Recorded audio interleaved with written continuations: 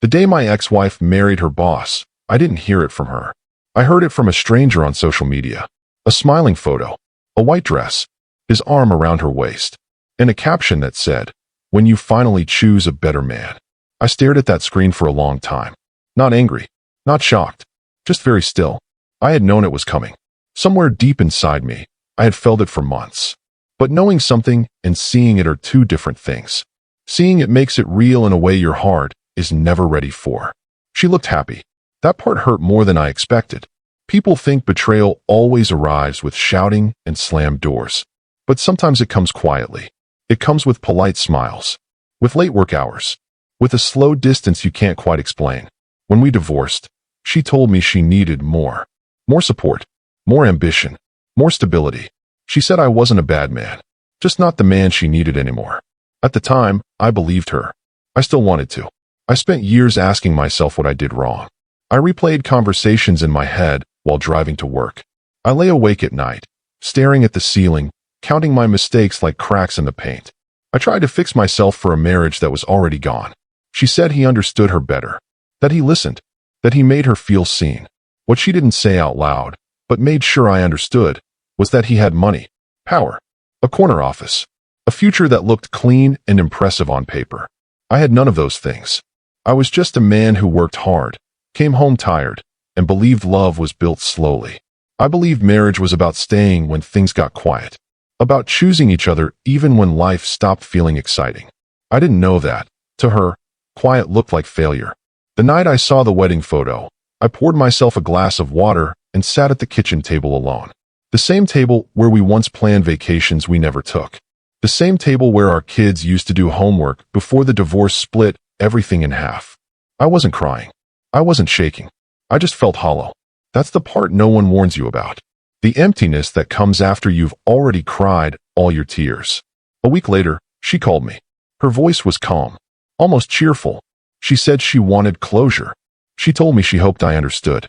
She said marrying him wasn't about hurting me. She said, "He's just a better man for me."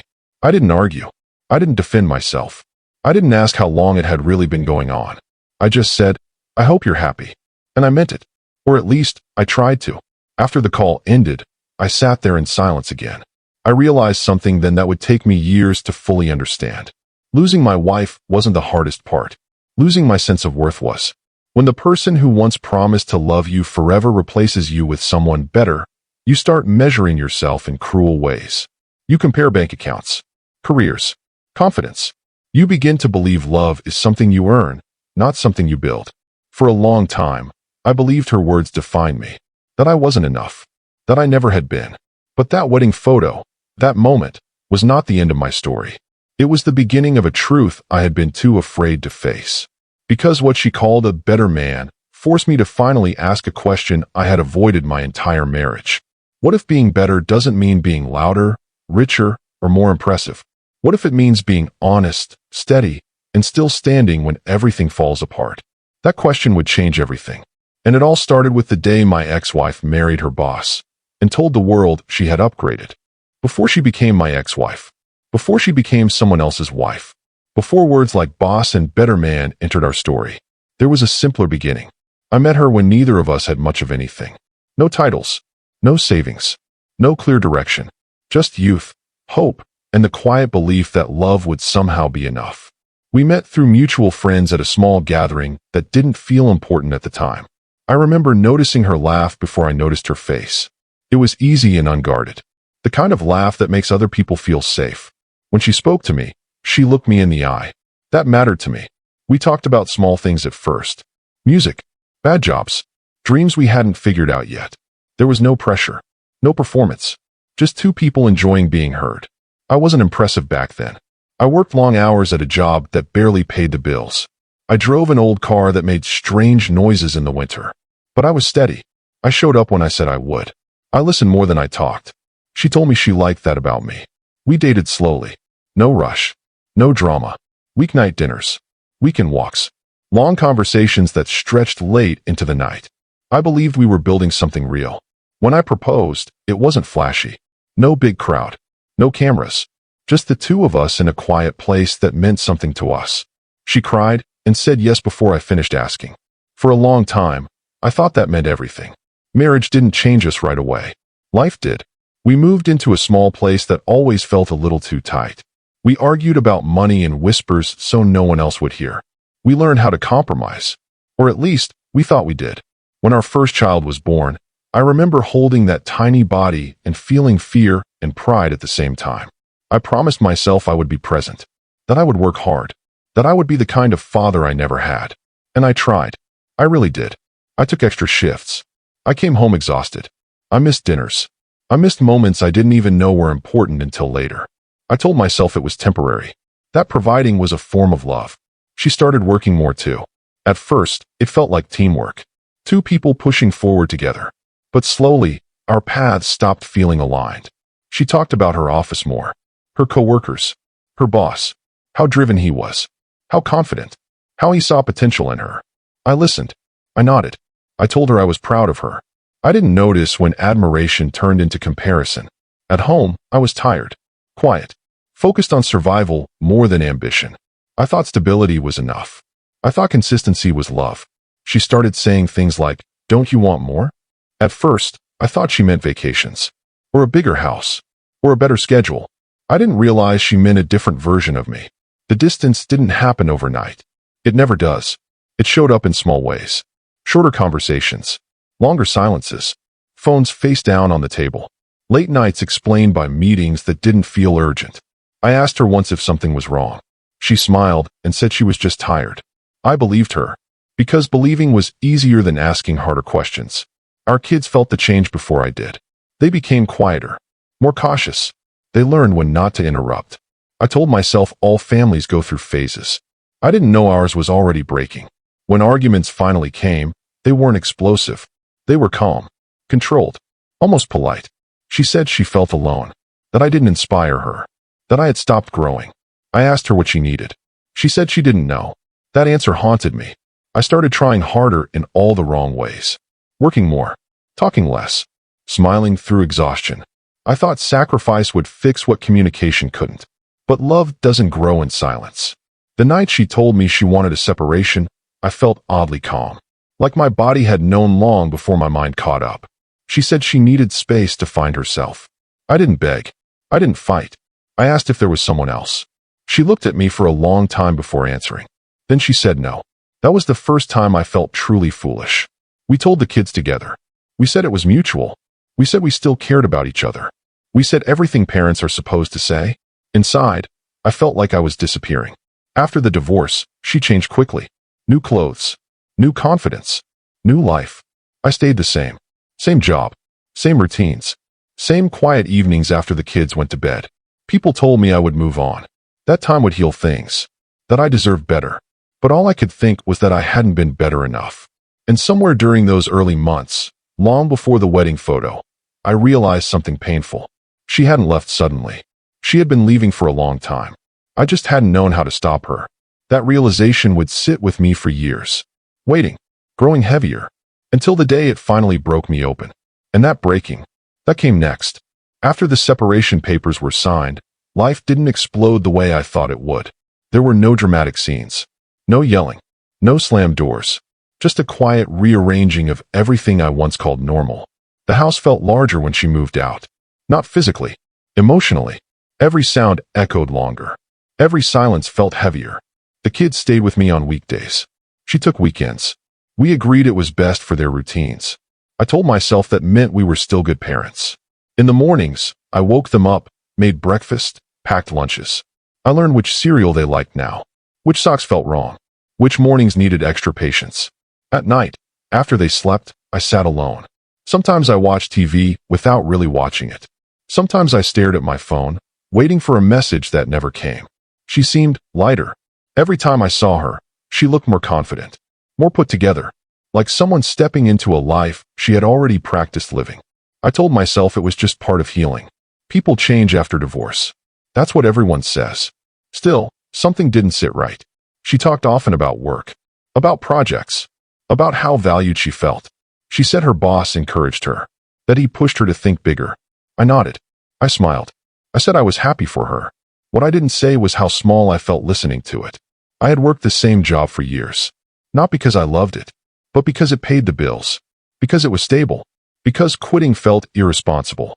I thought responsibility mattered more than ambition. One night, after dropping the kids off at her place, I sat in my car for a long time before driving away. Her porch light was on. I could see movement through the window. Laughter. I told myself she was just happier now, that I should be glad. But deep down, a quiet voice whispered something I didn't want to hear. You were replaced long before you were divorced. I tried to ignore it. Weeks passed, then months. Our conversations became efficient. About schedules, about school, about money, never about feelings. I started noticing small details. Her phone always face down. Calls she stepped outside to take. A new energy in her voice when she talked about certain meetings. I asked once if she was seeing someone. She looked surprised, then amused. She said no. She said I was being paranoid. She said I needed to focus on moving forward. I apologized. That became a pattern. Me apologizing for asking questions, for feeling insecure, for still caring. I started therapy at the suggestion of a friend. Not because I thought something was wrong with me, but because I couldn't stop feeling like I was slowly disappearing. The therapist asked me what I missed most about my marriage. I said the routine, the sense of being needed, the feeling that someone was choosing me every day. She asked when I stopped feeling chosen. I didn't have an answer. At work, I became quieter, less engaged. I did what was required and nothing more. Ambition felt pointless when the person I wanted to impress no longer cared. Meanwhile, she thrived. She got promoted. She talked about leadership seminars, about growth, about the future. One evening, she mentioned casually that her boss had helped her negotiate her raise, that he believed in her potential. The way she said his name lingered just a second too long. That was the first time I felt real fear. Not jealousy, not anger. Fear. Fear that I had misunderstood my own marriage. That I had been present in body but absent in the ways that mattered to her. I replayed old memories. Moments where she tried to talk and I brushed it off because I was tired. Times she wanted more conversation, more connection, and I offered solutions instead of listening. I wondered if love had slowly turned into obligation without me noticing. Still, none of this prepared me for the night. Everything shifted. It was a school event, a small performance. Parents sitting in folding chairs. Kids nervous on stage. We sat a few seats apart, close enough to be polite, far enough to be separate. Her phone buzzed. She smiled at it without thinking. Not a polite smile. A real one. I saw it, clear as day. When she noticed me looking, her face changed. She turned the phone over. The performance ended. Applause filled the room. Parents stood. I stayed seated for a moment longer than necessary. Outside, in the parking lot, she thanked me for coming. She said it meant a lot to the kids. I asked her, quietly, who she had been texting. She sighed. Not angrily, just tired. She said it was someone from work, that they were just friends, that I needed to stop reading into things. I wanted to believe her, but belief had started to feel like self-betrayal. That night, after the kids were asleep, I opened my laptop and searched for answers I wasn't proud of seeking. I looked up timelines, patterns, stories that sounded too familiar. I didn't want proof. I wanted reassurance. I didn't get it. Instead, I got a growing awareness that my marriage hadn't ended because of one decision. It had ended because of many small ones. Some hers, some mine. And then came the call. She asked if we could talk. Not about the kids. Not about logistics. Just talk. We met at a quiet cafe. Neutral ground. She didn't look nervous. She looked resolved. She told me she had started seeing someone. That it happened after the divorce. That she hadn't cheated. She said his name. Her boss. I felt something inside me settle into place. Like a puzzle piece clicking where it always belonged. I didn't yell. I didn't accuse. I asked how long she had feelings for him. She hesitated, then said she didn't know. That answer told me everything. She said he understood her, that he challenged her, that he made her feel alive. She said she hoped I could be happy for her. I nodded. What else was there to do? That night, I went home and sat in the dark. I realized something that hurt more than the truth itself. I wasn't surprised. I had sensed it, felt it, ignored it. And now, standing in the quiet aftermath, I understood the hardest part. It wasn't that she chose him. It was that she stopped choosing me long before I knew I was being compared. And that realization would lead me into the most painful chapter of my life. After she told me she was seeing her boss, I expected something inside me to explode. Anger, jealousy, a desperate urge to fight for something that was already gone. But none of that came. What I felt instead was a deep, bone-level exhaustion. The kind that doesn't come from lack of sleep, but from carrying unanswered questions for too long. I drove home slowly that night. The roads were familiar, but everything felt slightly off. Like I was moving through a version of my life that no longer belonged to me. When I walked into the house, the kids' shoes were by the door. Their backpacks leaned against the wall. Life had continued without asking if I was ready. I sat at the kitchen table and rested my hands flat on the surface. The same table where I had once believed we were building something permanent. Now it felt like a reminder of how wrong I had been. 4 days after that conversation, I replayed every moment of our marriage. Not just the fights. The quiet days too. The ordinary ones. I started seeing patterns I had ignored before. How often she asked for conversation when I was too tired to listen. How she wanted connection while I focused on survival. How she spoke about dreams, and I spoke about responsibilities. I had believed love was proven by consistency. By showing up. By staying. She had wanted more than staying. At work, I couldn't focus. Simple tasks took longer. My mind kept drifting back to one question. When did I stop being enough? Friends told me not to blame myself. They said she had crossed a line. That a boss should never become something more. But blame isn't always loud. Sometimes it's quiet. Sometimes it settles in slowly and convinces you it belongs there. The kids noticed my change before I admitted it to myself. They asked why I seemed tired all the time. Why I was quieter. I told them I was just thinking a lot. That was the truth. One evening, my daughter asked if her mom was happy. I said yes. She nodded, then asked if I was. I paused longer than I should have. I said I was working on it. That answer stayed with me. Weeks passed. Then months. She and her boss became more public. Not loud about it. Just visible enough that people noticed. Mutual friends stopped inviting us to the same events. Conversations shifted. People chose sides without saying they were choosing. At school events, I saw them together. Standing close. Comfortable. He was polite to me. Professional. Confident. Everything I wasn't. I hated myself for thinking that way. But I couldn't stop. I compared our lives in ways that felt unfair but unavoidable. His success. His certainty. The way she looked at him. And then there was the comparison she never said out loud, but made clear. He was a better man. That phrase haunted me. Not because I believed it was true, but because I feared it might be. One night, she called to talk about adjusting the custody schedule. After we finished, there was a pause. She said she hoped I wasn't angry, that she never meant to hurt me. I told her I knew. She said she needed someone who pushed her, who matched her drive, who wanted more from life. I asked her if I had ever been enough. She hesitated, then said I was for a while. That answer hurt more than anger ever could. After that call, I stopped reaching out unless it was about the kids. I stopped asking questions I didn't want the answers to. I focused on routine, on getting through days. But grief doesn't stay quiet forever. It surfaced in small moments. In grocery store aisles when I reached for something she used to like. In songs on the radio. In empty spaces on the couch.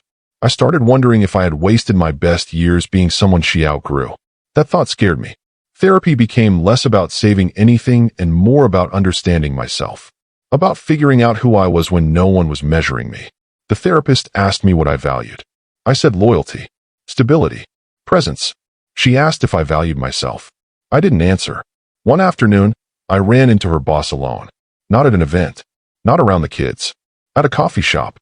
He nodded. Asked how I was doing. I told him I was fine. He said he respected me. That this situation wasn't easy. I thanked him. Then he said something I still think about. He said she had needed someone who believed in her ambition. Someone who didn't feel threatened by it. I didn't argue. I didn't explain. But later, alone in my car, his words echoed. Had I felt threatened? Or had I simply felt left behind? There's a difference. I just hadn't known it then. That night, I realized something important. I had spent years defining myself by what I provided, not by who I was. And when provision wasn't enough anymore, I didn't know how to adjust. That realization didn't bring relief. It brought grief. Because understanding your mistakes doesn't undo their consequences. Soon after, I heard through someone else that they were engaged. She hadn't told me yet. I felt foolish for expecting she would. When she finally did, she sounded careful, gentle. She said she hoped this wouldn't affect how we co-parented, that the kids would always come first. I agreed. After the call, I sat in silence again, a familiar position by then. I thought about the man I had been when I married her. Hopeful, certain. I thought about the man I was now, quieter, more aware. And for the first time, I didn't hate that man. I felt sorry for him, because he had loved deeply, stayed loyal, and believed that was enough. The conflict wasn't just between me and her anymore. It was inside me, between the man I thought I should have been, and the man I actually was. That inner conflict would soon reach a breaking point, one that would force me to confront the deepest fear I had avoided since the divorce. The fear that maybe losing her wasn't the end of my worth. And that realization would come at my lowest moment. The weeks after I learned about their engagement passed in a blur. Not fast, not slow, just heavy. Every day felt like walking through water. I still did what needed to be done. Went to work, made dinner, helped with homework. But something inside me had gone quiet. Not numb, just tired of reacting. The kids asked fewer questions. I think they sensed that answers were fragile things. They learned to read my face the way I once read their mother's moods. That hurt more than I expected. At night, when the house finally settled, the silence pressed in. I didn't fill it with noise anymore. No television, no music. I sat with it. I thought about the way she used to fall asleep on the couch. The way she would reach for my hand without looking. The way ordinary moments once felt permanent. I wondered when permanence became something temporary. I started skipping social invitations.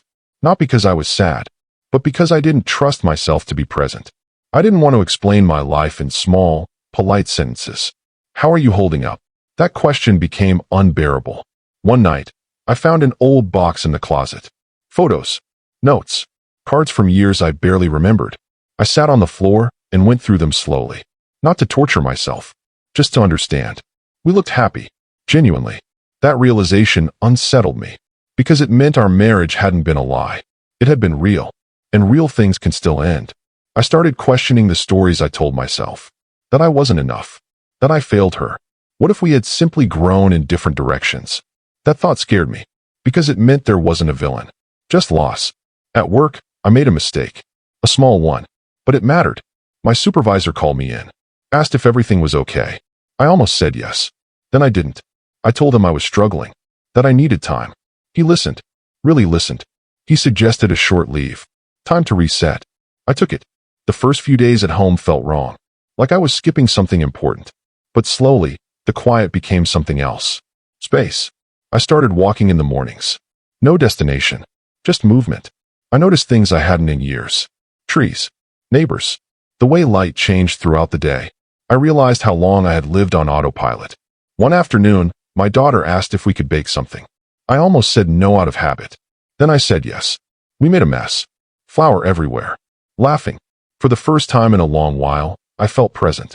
That scared me too, because feeling meant opening up again. And I wasn't sure I could survive another loss. The wedding date was set. She told me early. Said she wanted me to hear it from her. I thanked her. After the call, I sat on the edge of my bed and stared at the wall. I thought I would cry. I didn't. Instead, I felt something unexpected. Relief. Not because she was getting married, but because the waiting was over. There was no more wondering. No more imagining. The story had moved on without me. That night, I dreamed I was standing in our old house. Empty. Paint peeling. Rooms echoing. I woke up with a tight chest. In therapy, I talked about the dream. About feeling left behind. The therapist asked if I had ever asked myself what I wanted now. I said I didn't know. She said that not knowing wasn't failure. It was the beginning of honesty. That stayed with me. As the wedding got closer, mutual friends pulled away. Not intentionally. Just carefully. I didn't blame them. I stopped checking social media. Stopped looking for updates that only reopened wounds. The day before the wedding, the kids were with her. I had the house to myself. I cleaned. Not out of anxiety. Out of respect for the space I lived in. That night, I sat at the kitchen table again. A familiar place for reflection. I thought about all the ways I had measured my worth through her eyes. Through her approval. And I realized how tired I was of that. The morning of the wedding, I woke early. The air felt different. Lighter. I made coffee and stood by the window. Watched the world continue. I imagined her getting ready. The dress. The excitement. I wished her well. And meant it. That afternoon, I felt the lowest point hit. Not because she married him, but because I finally accepted that the version of myself I built around that marriage was gone. That realization was devastating. But it was also honest. The fall isn't always dramatic. Sometimes it's quiet acceptance. And sometimes, acceptance feels like grief. But inside that grief, something small began to form. A question. If I wasn't defined by being her husband anymore, who was I? That question marked the true beginning of my healing. After the wedding, people expected me to be different. Some thought I would be angry. Others assumed I would finally move on. The truth was quieter than that. Life didn't suddenly improve or collapse. It simply continued, now without the last thread of hope I hadn't admitted I was holding. The kids came back from the weekend with stories. About the venue, the food, the music. They spoke carefully, watching my face. I smiled. I asked questions. I told them I was glad they had fun. Later, alone, I sat in my car and breathed slowly until the tightness in my chest passed. I wasn't jealous of the wedding. I was grieving the final confirmation that my life had changed permanently. There's a difference. Weeks passed, then months. The seasons shifted, and with them, my perspective began to change in ways I didn't expect. Not dramatically, not all at once, just slowly. I noticed I slept better when I stopped replaying old conversations in my head. I noticed I laughed more freely when I wasn't measuring my happiness against someone else's. But there were still days that felt unbearably heavy. Like the afternoon, I found one of her old sweaters in the back of the closet. I held it for a moment longer than necessary, then folded it carefully and put it in a donation bag. That felt like progress and loss. I continued therapy, not because I felt broken anymore, but because I felt curious. Curious about why I had stayed silent so often. Why I believed providing was the same as connecting. Why I thought love had to look a certain way to be real. I started writing things down. Not stories, just thoughts. Questions I had avoided. Fears I hadn't named. One entry stood out. What if I was never meant to be the man she wanted, but still meant to be a good man? That question stayed with me. At work, I slowly re-engaged. Not with ambition, with presence. I spoke up more. Not to impress, to contribute. I realized I had spent years shrinking myself, believing that stability required silence. It doesn't. One evening, my son asked if I was lonely. The question surprised me. I told him the truth. Sometimes yes. He nodded and said he felt that way sometimes too. We sat together without trying to fix it. That moment felt important. I stopped trying to appear strong all the time. I let myself be honest. With friends. With my kids. With myself. I started saying no to things that drained me. And yes to things that didn't need justification. Simple things. Walking. Cooking. Reading. I wasn't building a new life yet. I was learning how to live in the one I had. There were setbacks. Seeing them together at school events still stung. Hearing her praise him in front of others still triggered something inside me. But the feeling passed more quickly now. I began to understand that comparison had been my real enemy. Not her choices. Not his presence. Comparison had convinced me that worth was a ranking system. It isn't. One night, I dreamed of the old house again. But this time, it wasn't empty. It was quiet. Clean. Ready. I woke up calm. In therapy, I talked about the dream. About the shift. The therapist said something that stayed with me. She said grief doesn't disappear. It changes shape. And sometimes, when it changes shape, it leaves room for clarity. I didn't feel healed, but I felt grounded. The fall had stripped away illusions. About marriage. About identity. About what it meant to be chosen. And in that stripped-down version of myself, I found something unexpected. Integrity. I had loved honestly. Stayed loyal. Tried my best with the tools I had. That mattered. The fall wasn't the end. It was the point where I stopped lying to myself about who I was and who I wasn't. And that honesty would lead me toward a realization that would change how I saw everything that came before. That realization was coming. Slowly. Quietly. But it was coming. There is a moment in every long grief where the weight shifts. Not enough to lift. Just enough to notice. For me, that moment didn't come with clarity or peace. It came with fatigue. I grew tired of narrating my life around someone who was no longer in it. Tired of framing my choices as reactions. Tired of measuring my days against a past that wasn't coming back. I didn't decide this consciously. It happened slowly, like realizing you're no longer limping after an injury has healed just enough. One morning, I woke up and noticed I hadn't thought about her in hours. Not with bitterness. Not with longing. Just absence. That startled me. I lay there for a moment, listening to the quiet of the house. The kids were still asleep. The day hadn't begun asking anything of me yet. And for the first time in a long while, I didn't feel behind. I started paying attention to myself in small ways. Not in a self-help sense, just awareness. How certain places made me tense. How certain conversations drained me. How often I said yes out of habit instead of intention. I realized how much of my marriage had been shaped by avoidance. Avoiding conflict. Avoiding disappointment. Avoiding the fear that I wasn't enough. In avoiding those things, I had avoided myself. That realization hurt, but it also felt honest. I thought about the way I had handled discomfort. How I believed silence kept peace. How I equated steadiness with goodness. But silence doesn't create peace. It delays rupture. And steadiness without communication becomes invisibility. I wasn't invisible because she overlooked me. I had learned to disappear. That truth was difficult to sit with. I didn't blame myself the way I once had. I observed myself. There's a difference. One afternoon, while cleaning out old files, I found a notebook from years ago. Before the marriage felt strained. Before everything narrowed. Inside were ideas, thoughts, questions about life. I had forgotten that version of myself existed. I read page after page, feeling like I was meeting someone familiar I hadn't seen in years.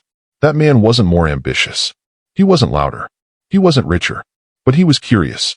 Somewhere along the way, I had traded curiosity for certainty, and certainty for survival.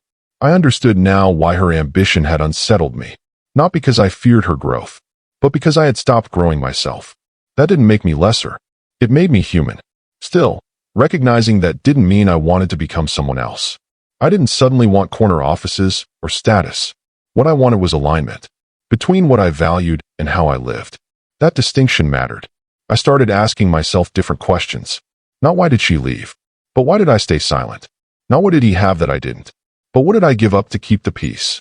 Those questions didn't lead to shame. They led to clarity. I began setting small boundaries. At work, with family, with myself. Saying things like, I can't do that today, without explaining. Saying, I need time, and meaning it. The world didn't fall apart. People adjusted. That surprised me. I had spent years believing my role was to absorb, to hold, to stabilize. I never considered that I could also be specific. One evening, my ex-wife called about a schedule change. We talked briefly, politely. She mentioned something about stress at work, about pressure. I listened. Then I said I hoped she found balance. That was all. I didn't offer solutions. I didn't step into the familiar role of emotional support. After the call ended, I noticed something. I didn't feel pulled. There was no sense of responsibility beyond what was appropriate. That felt like a quiet victory. Not because I no longer cared, but because I no longer confused care with obligation. At a school event weeks later, I saw her again. Standing with him. Talking. I felt a flicker of something. Then it passed. What remained wasn't resentment. It was distance. Healthy distance. I realized then that my healing hadn't come from understanding her choices. It came from understanding my patterns. The story had shifted. It wasn't about betrayal anymore. It wasn't even about loss. It was about identity. Who I had been. Who I became in response to pain. And who I was now allowing myself to be. One night, my son asked what love was supposed to feel like. The question came out of nowhere. I thought for a moment. Then I said love should feel safe to speak in. Not perfect. Not exciting all the time. But honest. He nodded, like he understood something important. I realized then how much this experience had reshaped me, not hardened me. I wasn't cynical about love. I was clearer. I understood that being a good man didn't mean being endlessly accommodating. It meant being present without disappearing. It meant listening without losing your voice. I stopped thinking about whether she had found a better man. That question no longer mattered. The real question had become something else entirely. Had I become a more honest one? That answer, finally, was yes. And with that honesty came a realization that would change how I understood the end of my marriage and the beginning of everything that followed.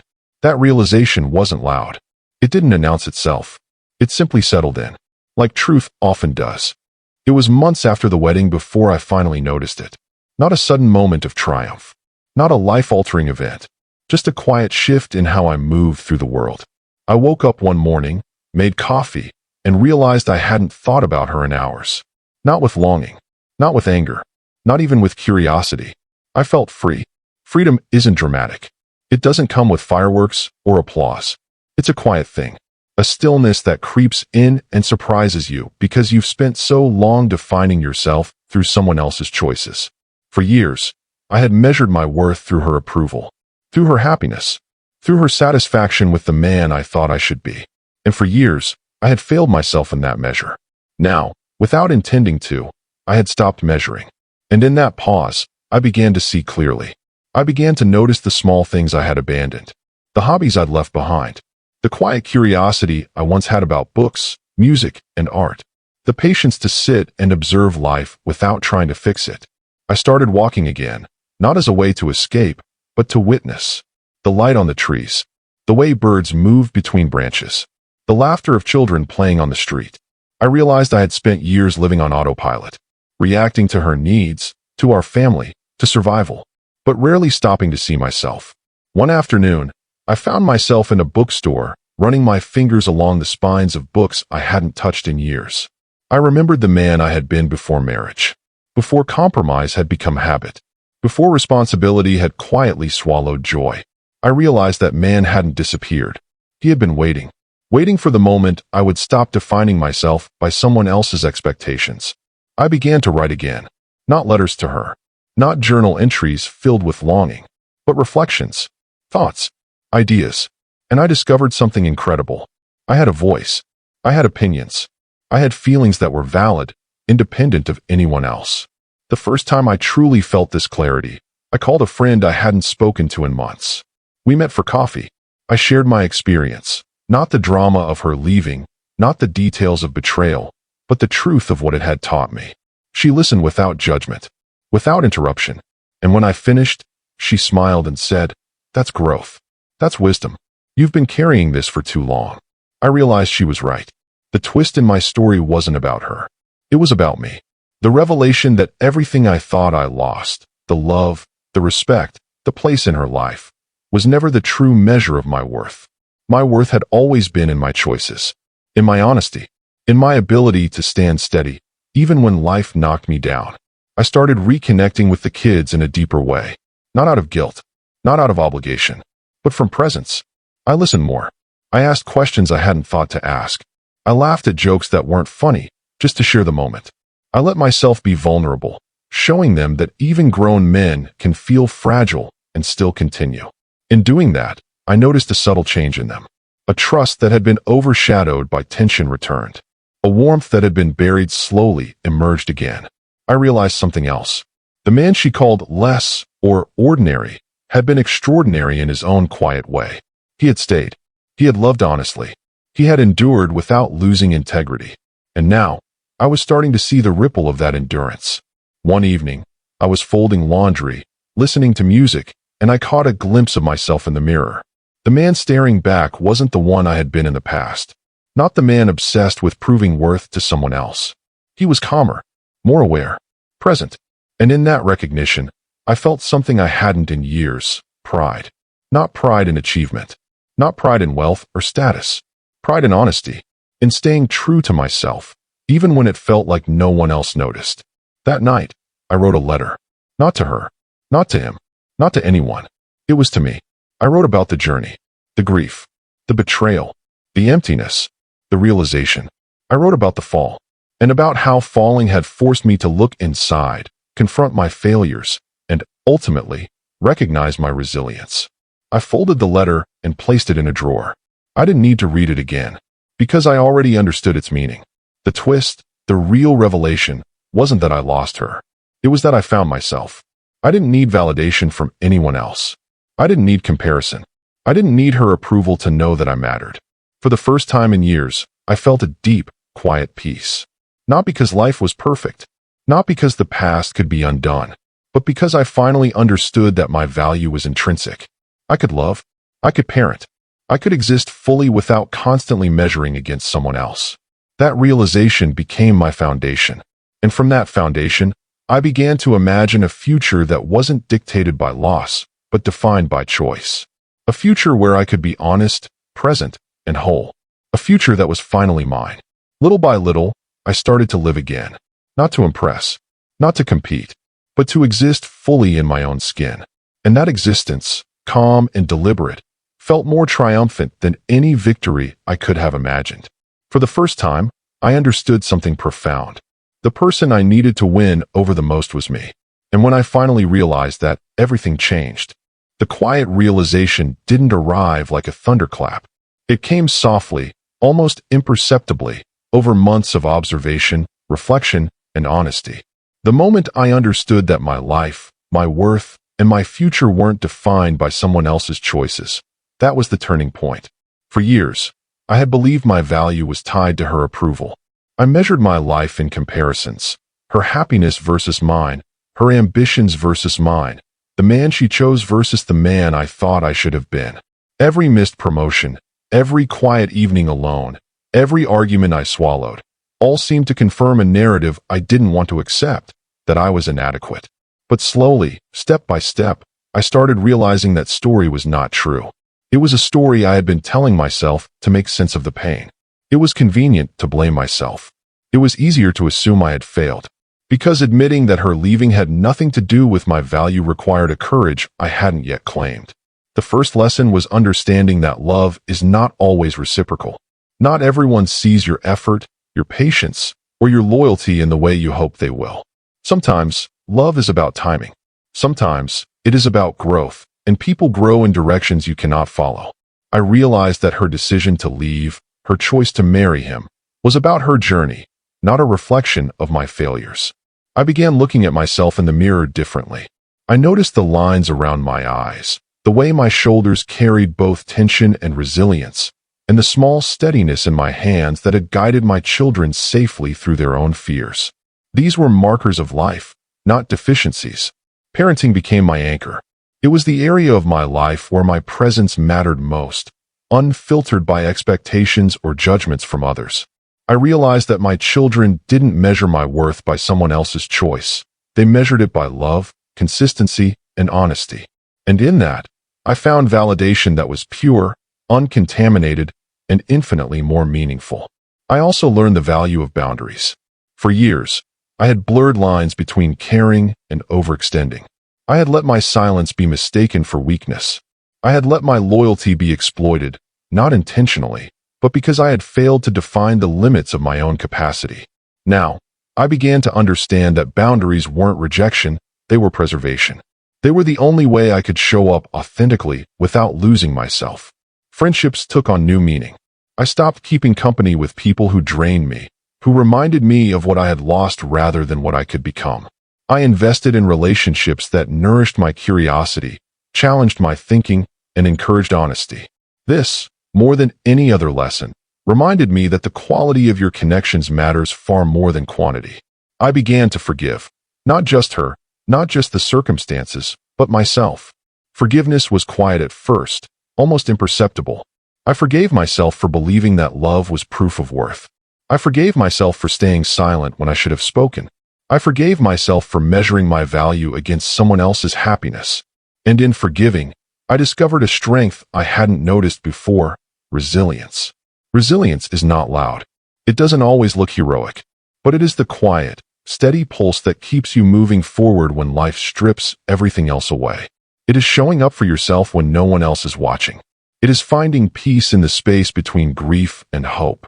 I started noticing the small joys again. The warmth of the morning sun, the sound of rain against the window, the laughter of my children over the simplest things. These moments became proof that life could still be meaningful, even after profound loss. I realized that my identity had been trapped in a narrative that wasn't mine. It had been framed by love lost, by comparison, by the quiet judgments of a life I thought I should live. When I let go of that narrative, I began to reclaim my story. It wasn't about her choices anymore. It was about mine.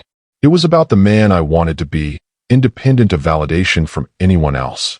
I started writing again, not to explain myself, not to justify my worth, but to articulate what I had learned about love, loss, loyalty, and self-respect.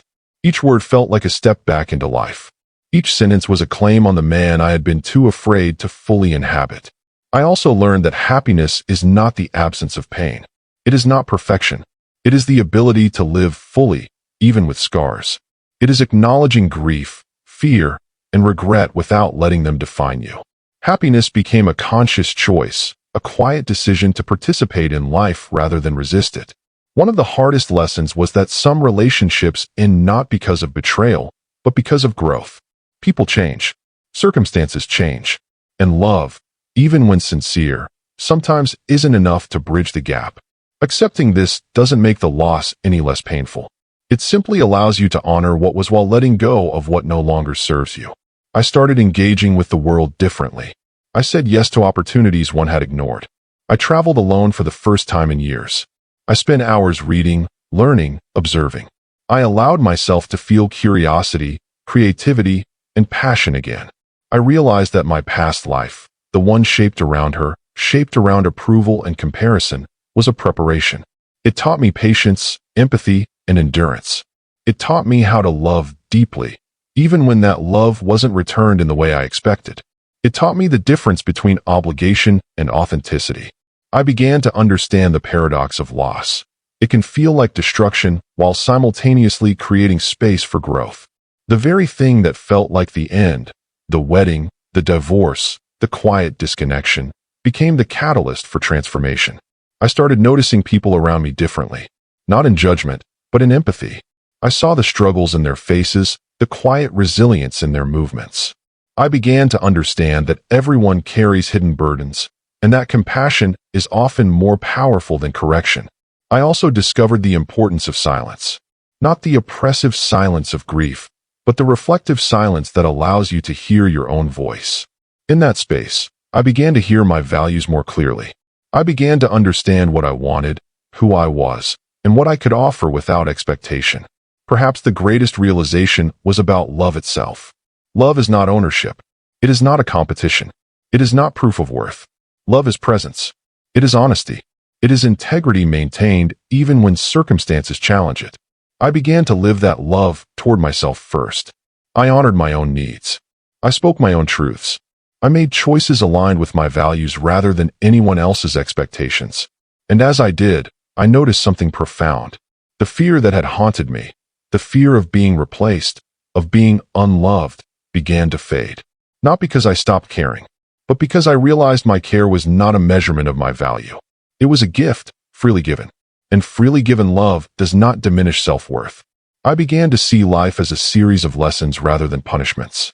Each hardship, each disappointment, each heartbreak became a teacher. The wedding, the betrayal, the months of quiet grief, all of it held meaning when viewed through the lens of growth. The man I became through this process was not the one I had imagined.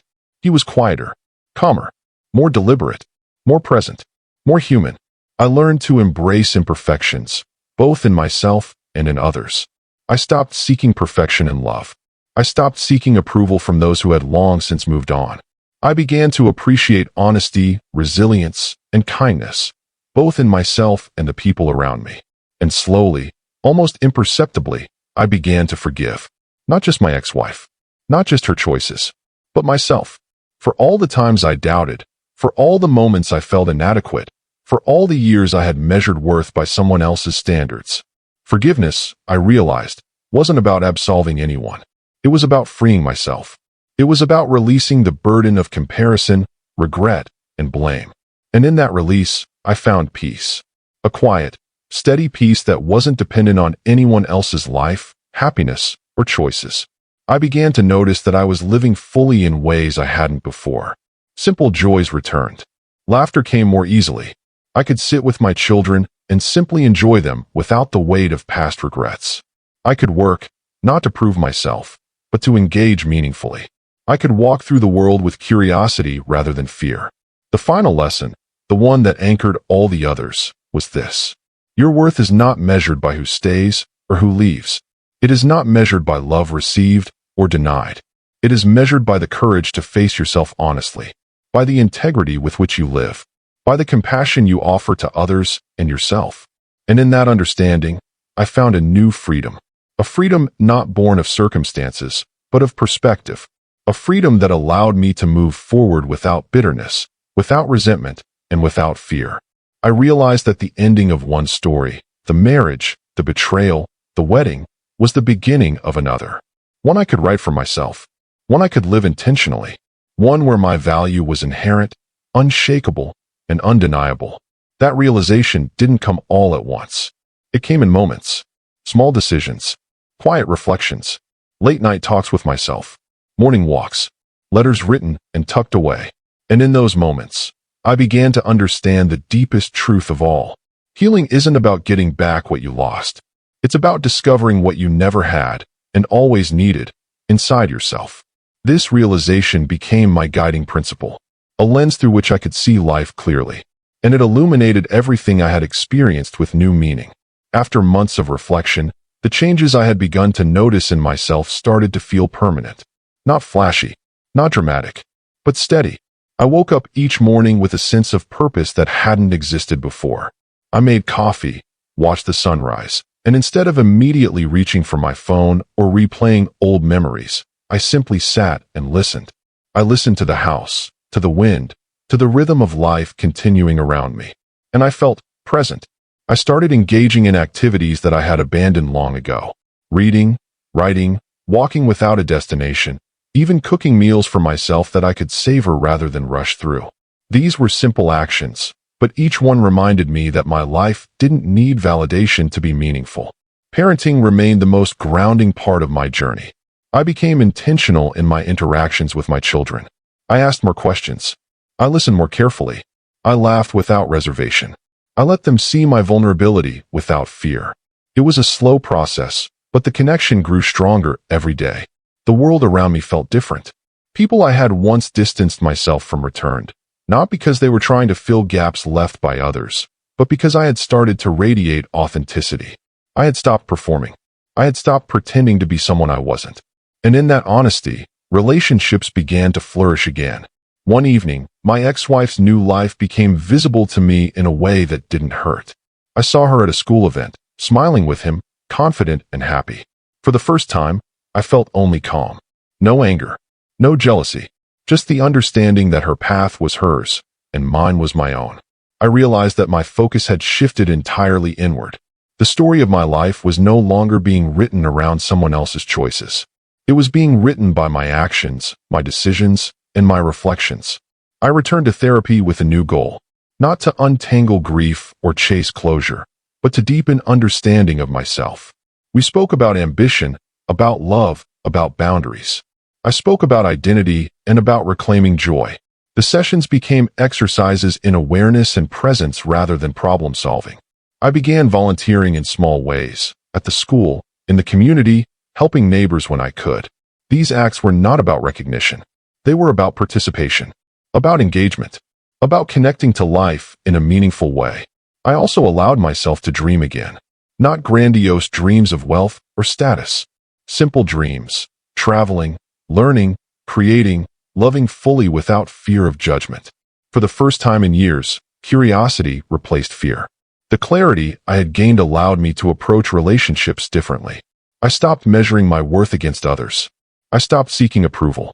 I began to see connection as a shared exchange of presence, honesty, and respect, not a validation of self-worth. There were moments when old feelings returned. A fleeting pang of longing, a flash of grief, a moment of doubt. But I had learned how to sit with them without letting them define my day, my mood, or my life. I acknowledged them, allowed them to pass, and continued forward. I began to see that resilience is built not in the moments of comfort, but in the slow, deliberate steps taken in the aftermath of loss. Every morning I woke, every choice I made to engage rather than withdraw, every act of honesty and presence became a brick in the foundation of the man I was rebuilding. One afternoon, I found myself walking along a quiet street, watching children play, leaves falling in the wind, sunlight filtering through the trees.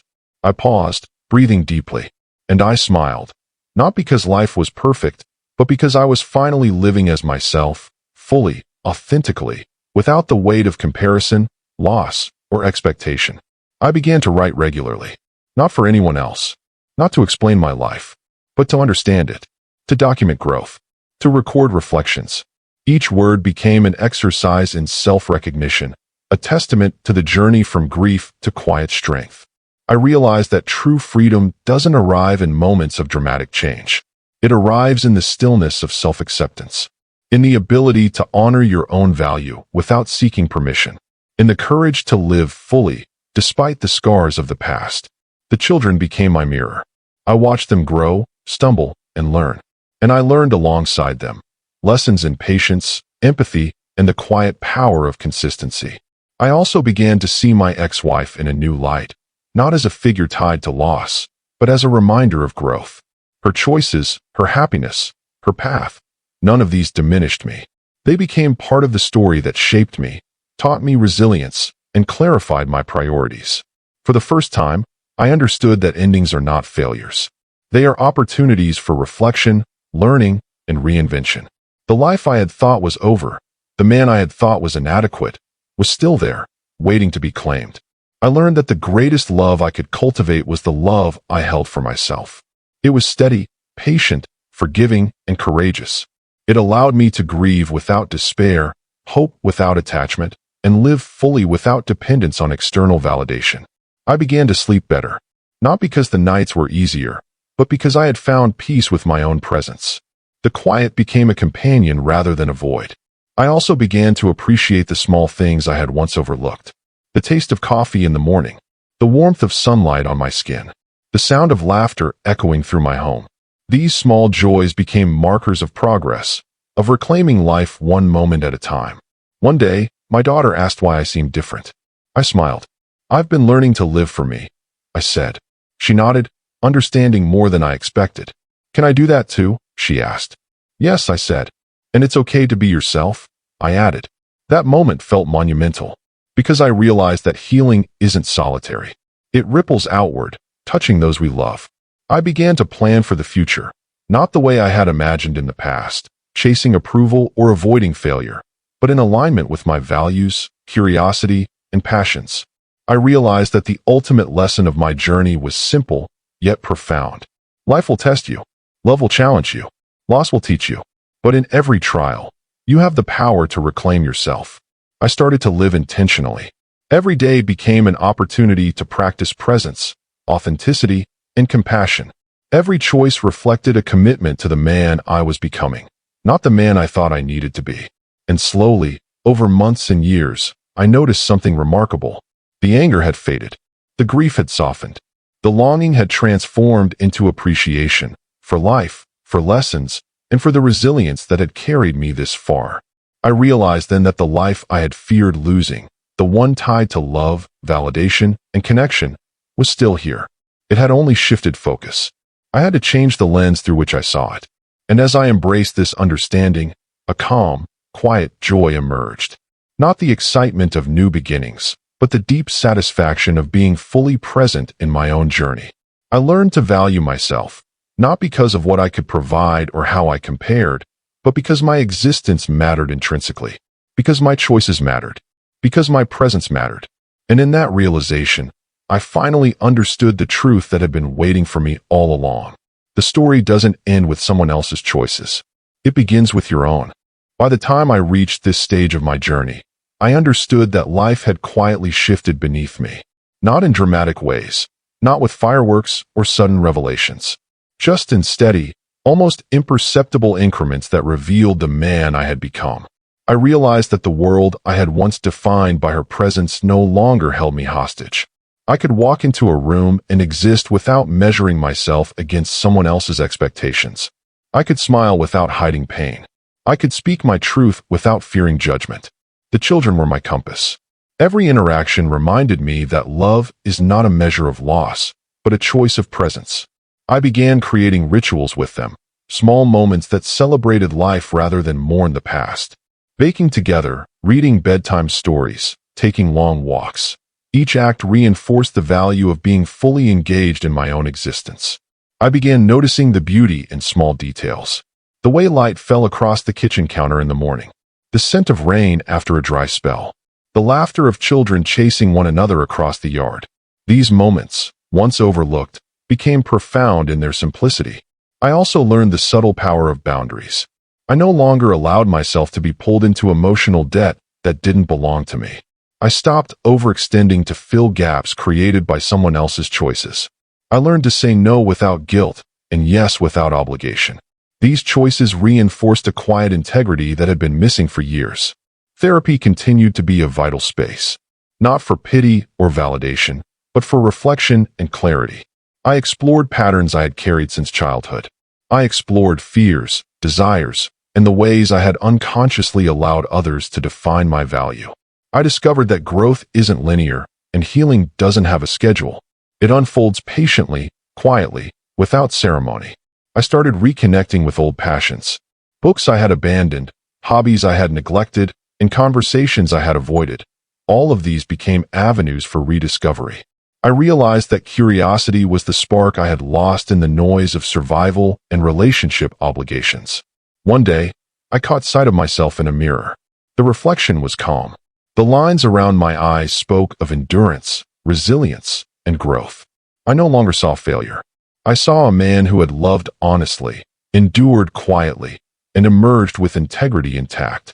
I began noticing how my ex-wife's choices, once sources of torment, had become silent teachers. Her path wasn't a commentary on my worth. It was an external factor that highlighted the areas where I could grow and learn. The comparison I had clung to for years dissolved into understanding. Her happiness didn't diminish me. It clarified my own journey. The process of reclaiming my life wasn't about erasing the past. It was about integrating it, acknowledging the pain, honoring the grief, and using the lessons to shape a more authentic present. I realized that endings are not punishments. They are opportunities.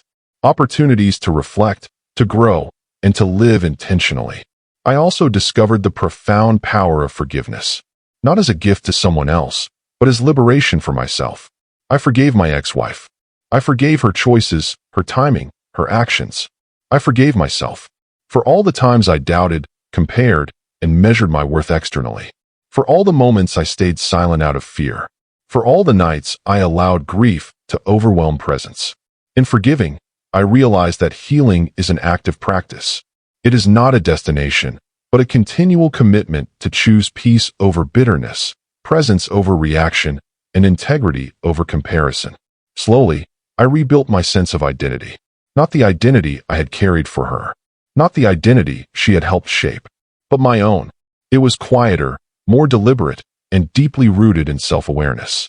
I began seeing the world differently. People were no longer threats or reminders of inadequacy. Life was no longer a measurement of approval or comparison. The small details, the fleeting moments, the everyday experiences, these became anchors of joy and meaning.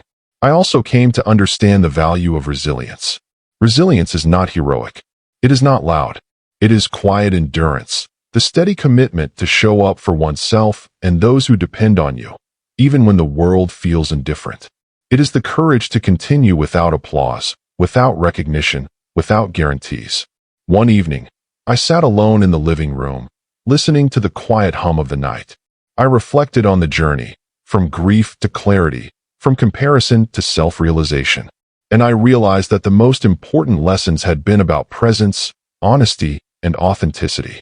Not just in love, but in life itself. I thought about my children, my friends, the people I had interacted with. I realized that living authentically ripples outward.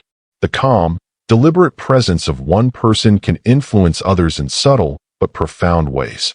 By reclaiming myself, I had created space for others to engage fully, honestly, and kindly. The emotional resolution became clear. Life is not about winning or losing in love. It is not about who stays or who leaves. It is about learning to stand fully in your own presence, to honor your worth, and to embrace the journey with integrity.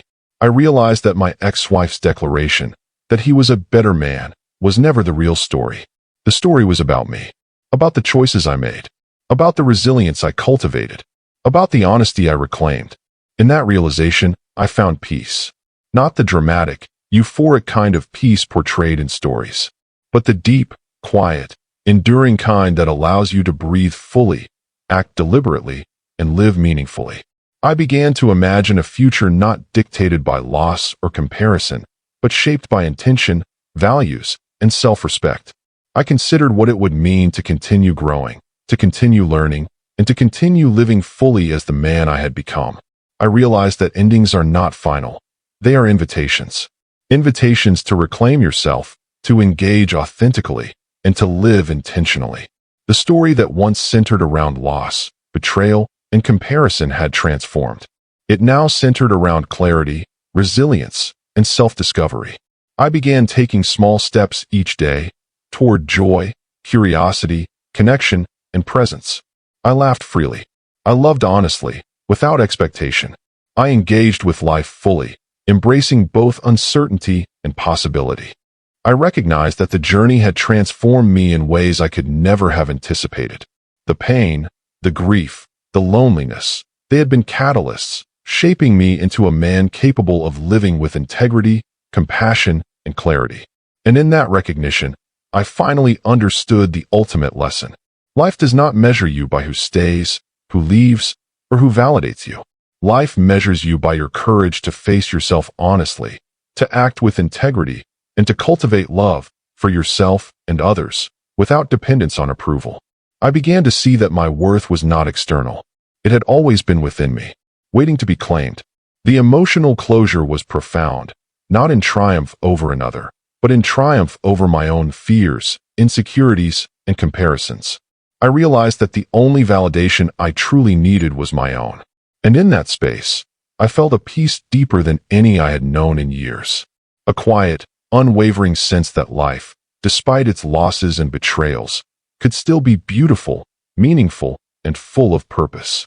I began to live each day as a reflection of that understanding. Grief remained, occasionally, but it no longer defined me. Love remained, authentically, but it no longer demanded validation. Life remained, fully and vibrantly, and I embraced it completely. I had found the moral, the lesson, and the truth. You cannot control the choices of others. You cannot anchor your worth in external validation, but you can reclaim yourself. You can live fully, honestly, and intentionally. You can honor your own journey and presence. And in doing so, you find freedom. Not the freedom from pain, but the freedom to live despite it. Not the freedom to rewrite the past, but the freedom to write the future. That realization became my compass, guiding me through decisions, relationships, and the everyday challenges of life. I no longer feared being alone. I no longer feared inadequacy. I no longer feared comparison. I had become the man I was always capable of being. Calm, present, honest, resilient, and deeply, authentically myself. The day came when I realized that the past no longer held power over me. Not through force, not through anger, not through resentment, but simply through understanding. I looked around my home, the space I had once filled with doubt, grief, and comparison, and saw calm. I saw stability. I saw the markers of life I had reclaimed, the laughter of my children, the quiet moments of reflection, the routines I had chosen for myself, not because of anyone else, but because they honored who I was. The truth was simple, yet profound. My life, my worth, my happiness were never defined by her choices. They were always mine. I thought back to the early days of our marriage. The love, the excitement, the hope. I remembered feeling safe, valued, and connected. And I realized that even in loss, those moments mattered. They were real. They shaped me. They taught me what love could feel like. And, equally, what it shouldn't feel like. I no longer felt anger toward her. Not because betrayal or disappointment didn't exist, but because anger, in the end, is wasted energy when the only person it harms is yourself. I had carried enough weight for one lifetime, and I had learned that the only person deserving my attention was me. I also understood that love is not ownership. It is not proof of worth. It is not a competition. Love is presence. Love is honesty. Love is giving without expectation. I began to see the ways I had loved authentically all along, even when I thought it went unnoticed. I had provided, protected, and cared. I had stayed loyal when the easier path was to give up. I had loved without performing. And that love, though quietly expressed, had value. The children became my anchor more than ever. I realized that my role wasn't defined by being the husband she chose, but by being the father they needed. And in embracing that fully, I began to heal. I began to feel capable again. I began to feel worthy again. I also recognized the power of boundaries. For years, I had blurred lines between caring and self-sacrifice. I had stayed silent to avoid conflict. I had overextended to maintain appearances. Now, I spoke my truth clearly, acted with intention, and honored my own needs. This didn't make me selfish. It made me strong. It made me whole. I started to engage with life intentionally. Every choice became deliberate. Every action became aligned with my values. I stopped seeking approval. I stopped comparing myself. I began participating fully in life, and in that participation, I discovered joy. I learned that happiness isn't the absence of pain. It is the ability to continue fully, even with scars. It is the courage to embrace life as it comes, knowing that love, loss, and grief are all part of the journey. One evening, I walked through the park with my children. We watched the sun set, casting golden light across the water. I felt content, not exhilarated, not triumphant, simply content. And in that contentment, I recognized the culmination of my journey. The man I had been, the man defined by comparison, insecurity, and fear, was gone. The man I had become, the man defined by presence, honesty, and resilience, was here. And that presence was enough. I realized that endings are not failures. They are opportunities. Opportunities to reflect, to grow, and to reclaim what was always yours. I thought about my ex-wife's life, her happiness, and the man she chose. I felt no jealousy, no longing, no anger, only clarity. Her story had intersected with mine, but it no longer controlled mine. I could witness her choices without judgment because I had reclaimed the narrative of my own life. I also realized that my journey wasn't about losing her or proving anything to anyone else. It was about reclaiming myself, about understanding my worth, about living authentically, about loving honestly, without expectation or comparison. The final moral became clear. Life will challenge you. People will leave. Circumstances will change. But the measure of a life well lived is not in the external validations or losses. It is in how fully you inhabit your own presence. It is in how honestly you love. It is in how courageously you face yourself, even when the world shifts around you. I began writing more intentionally. Letters, reflections, notes to myself about lessons learned, about growth achieved, about the resilience cultivated through pain. Each word became a reminder that life continues, and that I had the power to engage with it fully, authentically, and meaningfully. I began seeing beauty in simplicity, the taste of morning coffee, the sound of laughter, the quiet moments before dawn. These became evidence that life is rich, even after loss. I also embraced the role of witness, watching my children grow, helping them navigate life's small challenges, and seeing their resilience develop became a source of profound fulfillment.